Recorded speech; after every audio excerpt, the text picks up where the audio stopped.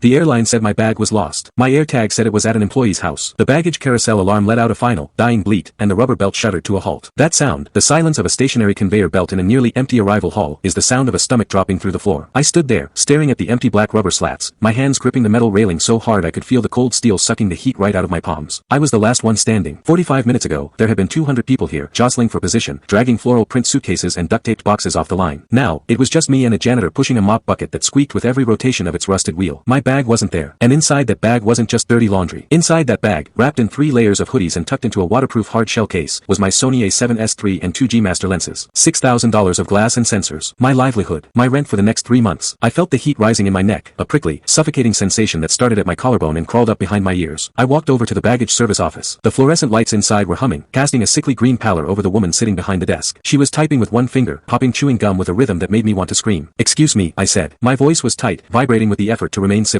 The belt stopped. "My bag isn't out there." She didn't look up. "Pop, flight number, AA1492, from Chicago." She typed. Clack, clack, pause, clack. "System says it was scanned off the plane," she droned, finally looking at me with eyes that held absolutely zero empathy. "Probably got stuck in the sortation drum. Or it missed the connection and it's in the warehouse." "It was a direct flight," I said. "There was no connection." "Well," she shrugged, printing out a form that looked like it had been photocopied 1,000 times. "Fill this out. We'll trace it. Usually turns up in 24 to 48 hours. If we don't find it in 30 days, you can file a claim for depreciated value." "Depreciated value?" I leaned onto the counter. "There is $6,000 of camera equipment in that bag. I have a shoot on Tuesday. I can't wait 30 days. Should have carried it on, honey," she said, sliding the paper toward me. Next, there was nobody behind me. I filled out the form. I wrote down my address. I walked out of the terminal into the freezing January air, feeling like I had just been mugged by a corporation. I got in my Uber and pulled out my phone. The airline app said, "Status, locating. Last scan, Chicago O'Hare." They were lying. They didn't know where it was. But I did. I opened the Find My app. I had tucked an Airtag into the lining of the suitcase. I sliced a small hole in the fabric behind the zipper of the interior pocket and slid the little white disc inside, then taped it shut. It was invisible unless you ripped the bag apart. The map loaded. The little blue dot pulsed. It wasn't at the airport. It wasn't in the sortation drum. It was 20 miles away, moving south on the interstate. I watched the dot move. It was traveling at 65 miles per hour. "Where are you going?" I whispered to the screen. I watched it for 40 minutes as my Uber took me home. The dot exited the highway. It wound through a series of surface streets. Then, it stopped. It stopped in a residential neighborhood called Oak Creek, a suburb, a place with driveways and basketball hoops. I zoomed in. The address was clear. 124, Maple Drive. My bag wasn't lost. It was stolen. And it was sitting in someone's living room. What I'm about to uncover at 124, Maple Drive isn't just a case of sticky fingers. You might think some opportunistic guy grabbed a bag off the carousel and ran, but that's amateur hour. What I'm walking into is an operation so massive, so brazen, that it's going to make the evening news. By the time the garage door opens, I won't just be finding my camera. I'll be staring at a graveyard of vacations, a mountain of lost memories, and a criminal enterprise run by the very people we trust to get our belongings from point A to point B. But before I could blow the lid off, I had to survive the police encounter, because apparently, tracking your own stolen property makes you the bad guy in the eyes of the law. Click here to watch full video.